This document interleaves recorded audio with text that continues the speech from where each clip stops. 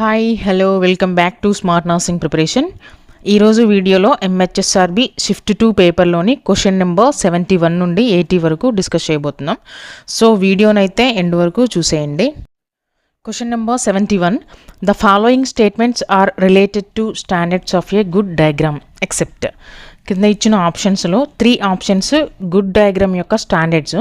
ఇందులో ఒక option wrong ఉంది. ఆ రాంగ్ ఆప్షన్ ఏంటో మనం చూస్ చేయాలి. సో గుడ్ డయాగ్రామ్ యొక్క స్టాండర్డ్ కానీ స్టేట్మెంట్ ఏంటి అని ఇక్కడ ఇచ్చారు. ఆప్షన్ ఏ వచ్చేసి నీట్లీ డ్రాన్ ఇన్ ప్రపోర్షన్స్. ఒక గుడ్ డయాగ్రామ్ అనేది సరిగ్గా ప్రాపర్గా గీసి ఉండాలి అండ్ అన్ని భాగాలు సరైన ప్రపోర్షన్స్తో ఉండాలి. అప్పుడే మనకి పార్ట్స్ అన్నీ రియలిస్టిక్గా క్లియర్గా ఉంటాయి అనమాట. డయాగ్రామ్ని నీట్గా ఎగ్జాక్ట్ ప్రపోర్షన్స్తో డ్రా చేయడం అనేది ఒక గుడ్ డయాగ్రామ్ యొక్క స్టాండర్డే. కానీ మనకు కావాల్సింది స్టాండర్డ్ కాని ఆప్షన్ కాబట్టి this is a wrong answer. And option B వచ్చేసి పార్ట్స్ నాట్ లేబుల్డ్. ఒక గుడ్ డయాగ్రామ్లో ఇంపార్టెంట్ పార్ట్స్ అన్ని క్లియర్గా లేబుల్ చేసి ఉండాలి. అలా లేబుల్ చేయకపోతే ఆ డయాగ్రామ్ అనేది ఇన్కంప్లీట్గా అండ్ కన్ఫ్యూజింగ్గా ఉంటుంది. సో ఇది గుడ్ డయాగ్రామ్ యొక్క స్టాండర్డ్ కాదు. సో ఇక్కడ మనకి కావాల్సింది కూడా స్టాండర్డ్ కాని ఆప్షనే కాబట్టి ఇది correct answer. And option C వచ్చేసి టెక్నికల్లీ కరెక్ట్. గుడ్ డయాగ్రామ్ ఖచ్చితంగా సైంటిఫికల్గా అండ్ టెక్నికల్గా మిస్టేక్స్ ఏమీ లేకుండా అక్యురేట్గా ఉండాలి. సో ఇది కూడా కరెక్ట్ స్టాండర్డే. బట్ మనకు కావాల్సింది స్టాండర్డ్ కాని స్టేట్మెంట్ కాబట్టి ఇది కూడా wrong answer. And option D వచ్చేసి it can be moved and seen from all angles. టీచింగ్కి ఉపయోగించే మోడల్స్ లేదా చార్ట్స్ అన్ని వైపుల నుండి విజిబుల్ అండ్ క్లియర్గా ఉండాలి. అప్పుడే లెర్నర్స్ బెటర్గా అండర్స్టాండ్ చేసుకోవడానికి వీలుంటుందన్నమాట. సో ఇది కూడా గుడ్ టీచింగ్ స్టాండర్డే కాబట్టి ఇది కూడా రాంగ్ ఆన్సర్. ఇక్కడ కావాల్సింది గుడ్ డయాగ్రామ్ యొక్క స్టాండర్డ్ కానీ statement that is option B parts not labelled. Good diagram అంటే ఖచ్చితంగా పార్ట్స్ అన్నీ క్లియర్గా లేబుల్ చేసి కన్ఫ్యూజన్ లేకుండా ఈజీగా అర్థమయ్యేలా ఉండాలి. So correct answer is option B parts not labelled. And the next question is question number 72. In research, a characteristic or attribute of a population is called. రీసెర్చ్లో జనాభా యొక్క లక్షణాన్ని ఏమంటారు? ఆప్షన్ ఏ వచ్చేసి parameter. Parameter means it is a numerical value, అంటే మొత్తం జనాభాకి సంబంధించిన ఒక సాంఖ్యాత్మక లక్షణం అన్నమాట. ఫర్ ఎగ్జాంపుల్ సగటు జనాభా అండ్ రేషియో, పాపులేషన్ యొక్క హోల్ గ్రూప్ గురించి చెప్పేదే పారామీటర్. అండ్ ఆప్షన్ బి వచ్చేసి డిగ్రీ. డిగ్రీ అంటే 2 విధాలుగా చెప్పొచ్చు. That is degree in educational qualification and angles, కోణాలన్నమాట. రీసెర్చ్ స్టాటిస్టిక్స్లో పాపులేషన్ క్యారెక్టరిస్టిక్ కోసం దీనిని యూజ్ చేయరు. సో ఇది wrong answer. And option C వచ్చేసి వేరియబుల్. వేరియబుల్ అంటే ఏంటంటే something that can change from person to person, అంటే వ్యక్తుల మధ్య మారుతూ ఉండే అంశం అనమాట. For example like age, wait and BP, ఇవన్నీ వ్యక్తికి మధ్య మారుతూ ఉంటాయి.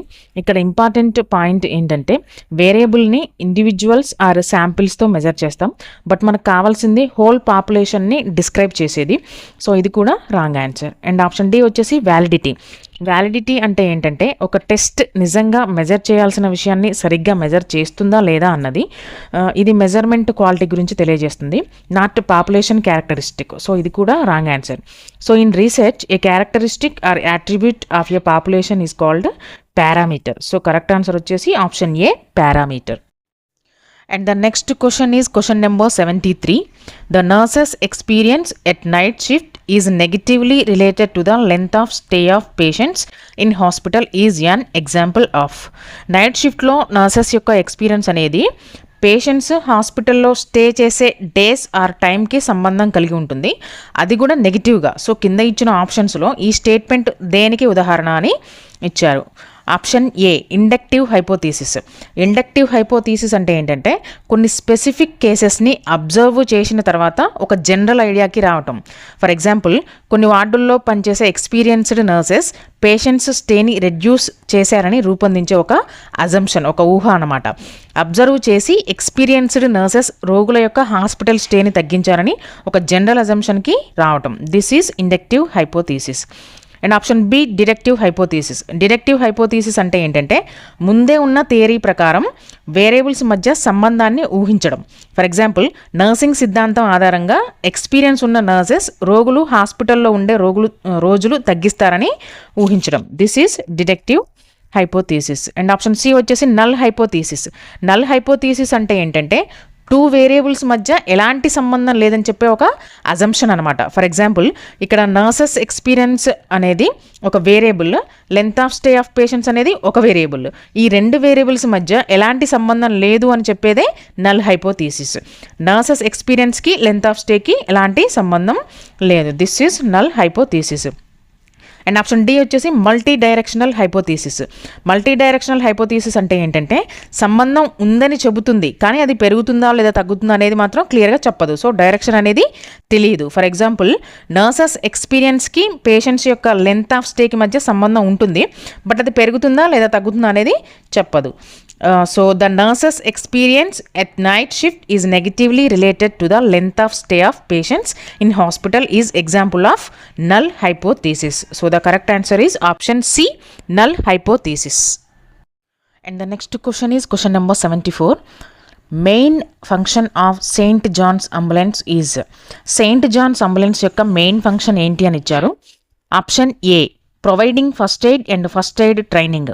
సెయింట్ జాన్స్ అంబులెన్స్ యొక్క మెయిన్ వర్క్ ఏంటంటే ఎమర్జెన్సీ సిచ్యువేషన్స్లో ఫస్ట్ ఎయిడ్ అందించడం, ప్రజలకు ఫస్ట్ ఎయిడ్ ట్రైనింగ్ ఇవ్వడం, డిజాస్టర్స్, యాక్సిడెంట్స్ అండ్ పబ్లిక్ ఈవెంట్స్లో హెల్ప్ చేయడం అనేవి సెయింట్ జాన్స్ యొక్క అంబులెన్స్ యొక్క main works. And option B వచ్చేసి పావర్టీ ఎలిమినేషన్. పావర్టీ ఎలిమినేషన్ అంటే పేదరికాన్ని తగ్గించేందుకు చేసే కార్యక్రమాలు, ఫర్ ఎగ్జాంపుల్ ఉద్యోగాలు, ఆర్థిక సహాయాలు లాంటివి. బట్ సెయింట్ జాన్స్ అంబులెన్స్ యొక్క విధి ఇదైతే కాదు. సో ఇది wrong answer. And option C వచ్చేసి ప్రొవైడింగ్ మెడిసిన్స్. ప్రొవైడింగ్ మెడిసిన్స్ అంటే డ్రగ్స్ సప్లై చేయడం, ఫార్మసీ సర్వీసెస్ అందివ్వడం లాంటివి. సెయింట్ జాన్స్ అంబులెన్స్ ఎమర్జెన్సీ సిచ్యువేషన్స్లో బేసిక్ హెల్ప్ని అందిస్తుంది, కానీ మెడిసిన్ సప్లై చేయడం అనేది మెయిన్ వర్క్ కాదు. అండ్ ఆప్షన్ డి వచ్చేసి conducting research studies. Conducting research studies means scientific or medical research చేయడం. Saint John's ambulance service and training మీద ఫోకస్ చేస్తుంది, నాట్ రీసెర్చ్. సో ఇది కూడా wrong answer. Main function of Saint John's Ambulance is providing first aid and first aid training. So the correct answer is option A. And the next question is question number 75. International Code of Ethics framework applied to nursing is published by. Nursing కు వర్తించే international code of ethics యొక్క ఫ్రేమ్వర్క్ను publish చేసింది ఎవరు? Options చూద్దాం. Option A international nursing forum, option B international council of nurses, option C international nurses congress, option D international ethical council. ఇక్కడ మనకు correct answer వచ్చేసి option B international council of nurses. ఇది అఫీషియల్గా international code of ethics for నర్సెస్ను publish చేసింది. ఇది nurses యొక్క professional behaviour, patient rights and nursing responsibilities వంటి వాటికి మార్గదర్శకాలను ఇస్తుంది. So the correct answer is option B international council of nurses. And the next question is question number 76. Which of the following is recognized as a service organization by Government of India for nurses founded in 1950? 1950లో nurses కోసం స్థాపించబడిన సేవా సంస్థగా భారత ప్రభుత్వం కింది వాటిలో దేనిని గుర్తించింది? Option A trained Nurses Association of India. Trained Nurses Association of India అనేది ఇండియాలో నర్సెస్ కోసం ఉన్న ఒక ఆర్గనైజేషన్. దీనిని ఇండియన్ గవర్నమెంట్ సర్వీస్ ఆర్గనైజేషన్గా గుర్తించింది అండ్ ఇది 1950లో స్థాపించబడింది. ఇది నర్సెస్ యొక్క welfare, education and professional development కోసం పనిచేస్తుంది. అండ్ ఆప్షన్ బి వచ్చేసి ఇండియన్ నర్సింగ్ కౌన్సిల్. ఇది నర్సింగ్ ఎడ్యుకేషన్ని అండ్ స్టాండర్డ్స్ని రెగ్యులేట్ చేయడానికి ఉన్న ఒక చట్టబద్ధమైన సంస్థ.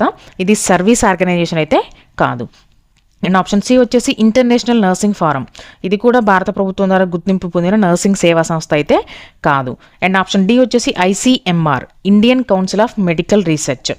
It is India's top medical research organisation, not related specifically to nursing services. Trained Nurses Association of India అనేది ఇండియన్ గవర్నమెంట్ చేత 1950లో నర్సెస్ కోసం సర్వీస్ ఆర్గనైజేషన్గా గుర్తింపు పొందింది. So the correct answer is option A. And the next question is question number 77. The Transplantation of Human Organs and Tissues Act in India has come into existence in the year. భారతదేశంలో human organs and tissues ట్రాన్స్ప్లాంటేషన్కి సంబంధించిన చట్టం ఏ సంవత్సరంలో అమలులోకి వచ్చింది? ఈ act 1994లో అమలులోకి వచ్చింది. దీని యొక్క మెయిన్ పర్పసెస్ ఏంటి అంటే regulate removal, storage and transplantation of human organs and tissues. Organs యొక్క కమర్షియల్ ట్రేడింగ్ని ప్రివెంట్ చేయడం, బ్రెయిన్ డెత్ని లీగల్గా డిఫైన్ చేయడం, ఎథికల్ ఆర్గాన్ డొనేషన్ని అండ్ ట్రాన్స్ప్లాంటేషన్ని నిర్ధారించడం అనేవి ఈ యాక్ట్ యొక్క ముఖ్య purpose. So the correct answer is option D 1994. And the next question is question number 78. What is the purpose of incident reporting in nursing? నర్సింగ్లో ఇన్సిడెంట్స్ని రిపోర్ట్ చేయడం యొక్క ఉద్దేశం ఏమిటి? అండ్ ఆప్షన్ ఏ వచ్చేసి to find fault with the person who committed mistake. స్టాఫ్ని blame చేయడం లేదా పనిష్ చేయడం అనేది లక్ష్యం కాదు. So the thing is problem ఏంటో ఐడెంటిఫై చేసి వ్యవస్థను మెరుగుపరచడమే లక్ష్యం. సో ఇది ఇన్సిడెంట్ రిపోర్టింగ్ యొక్క ఉద్దేశం కాదు. అండ్ ఆప్షన్ బి వచ్చేసి to improve the clients safety and health care quality. నర్సింగ్లో ఇన్సిడెంట్ రిపోర్టింగ్ అనేది జరిగిన మిస్టేక్స్ లేదా ప్రమాదాలను గుర్తించి మళ్ళీ జరగకుండా చర్యలు తీసుకోవడానికి ఉపయోగిస్తాం అనమాట. సో ఇది క్లయింట్ సేఫ్టీని పెంచి హెల్త్ కేర్ క్వాలిటీని మెరుగుపరుస్తుంది. అండ్ ఆప్షన్ సి వచ్చేసి to save the time. Incident reporting does not mainly focus on saving time. Patient సేఫ్టీకి ఇంపార్టెన్స్ ఉంటుంది అండ్ రిపోర్టింగ్ చేయడానికి డాక్యుమెంటేషన్ అనేది అవసరం ఉంటుంది. అండ్ ఆప్షన్ డి వచ్చేసి to save the expenditure. Reducing hospital expenses is not the direct aim of incident reporting. Its primary focus is improving safety and quality of care. So నర్సింగ్లో ఇన్సిడెంట్స్ని report చేయడం యొక్క ముఖ్య ఉద్దేశం ప్రాబ్లం ఏంటో identify చేసి అవి మళ్ళీ జరగకుండా చర్యలు తీసుకొని హెల్త్ కేర్ క్వాలిటీని మెరుగుపరచడం. So the correct answer is option B, to improve the clients safety and health care quality. And the next question is question number 79. A rectangular type of ward with patient beds in 2 rows at right angle to the longitudinal walls with washroom facility at one end, nursing station and other facilities at the other end is called. Rectangular ఆకారంలో ఉండే ఒక వార్డులో patient beds పొడవైన గోడలకు నిలువుగా 2 వరుసల్లో అమర్చబడి ఉండి ఒక చివర వాష్రూమ్ ఫెసిలిటీ మరొక చివర నర్సింగ్ స్టేషన్ అండ్ ఇతర సదుపాయాలు ఉన్నట్లయితే ఆ వార్డును ఏమని పిలుస్తారు? Option A nightingale ward. Nightingale ward అనేది లాంగ్ రెక్టాంగులర్ ఆకారంలో ఉండే వార్డు. ఇందులో బెడ్స్ పొడవైన గోడలకు నిలువుగా 2 వరుసల్లో ఉంటాయి. ఒక చివర వాష్రూమ్లు మరొక చివర నర్సింగ్ స్టేషన్ అండ్ ఇతర సదుపాయాలు ఉంటాయి అన్నమాట. So this is the correct answer. And మిగిలిన 3 ఆప్షన్స్ కూడా చూద్దాం. ఆప్షన్ బి వచ్చేసి రిగ్స్ వార్డ్. రిగ్స్ వార్డ్ అనేది కూడా మరో రకం వార్డు డిజైన్, కానీ క్వశ్చన్లో అడిగిన విధంగా 2 వరుసల్లో బెడ్స్ ఉండే రెక్టాంగులర్ డిజైన్ను ఇది సూచించదు. అండ్ ఆప్షన్ సి వచ్చేసి ప్రిజన్ వార్డు. ప్రిజన్ వార్డ్ అనేది లీగల్ కస్టడీలో ఉన్న పేషెంట్స్ కోసం ఉంటుంది. ఇందులో సేఫ్టీకి ఇంపార్టెన్స్ ఉంటుంది, not bed arrangements or ward shape. And option D వచ్చేసి సిక్ నర్సరీ. సిక్ నర్సరీ అనేది అనారోగ్యంతో ఉన్న న్యూబార్న్ బేబీస్ కోసం స్పెషల్గా ఏర్పాటు చేసిన రూమ్స్ ఆర్ ఏరియాస్ అనమాట. It is not a general hospital ward design.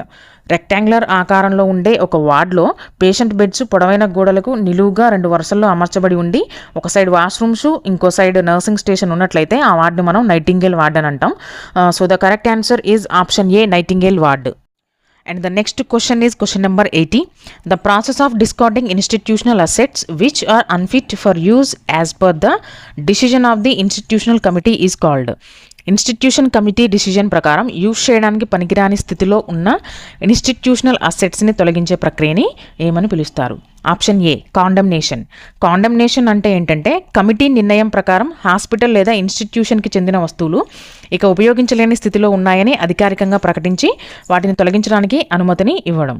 And option B వచ్చేసి inventory. Inventory means a list or record of all items and equipment which is available in an institution. And option C is stock procurement. Stock procurement అంటే ఏంటంటే new supplies లేదా ఎక్విప్మెంట్ని కొనుగోలు చేసే ప్రక్రియ. And option D వచ్చేసి stock verification. Stock verification అంటే ఏంటంటే రికార్డ్స్ ప్రకారం ఉన్న స్టాక్ నిజంగా ఉందో లేదో చెక్ చేసి కన్ఫర్మ్ చేయడం. సో యూజ్ చేయడానికి పనికిరాని స్థితిలో ఉన్న ఒక సంస్థలోని వస్తువులను ఇన్స్టిట్యూషనల్ కమిటీ నిర్ణయం ప్రకారం డిస్కార్డ్ చేసే ప్రక్రియని మనం కాండమ్నేషన్ అంటాం. So the correct answer is option A condemnation. So ఇది ఇవాల్టి మన వీడియో.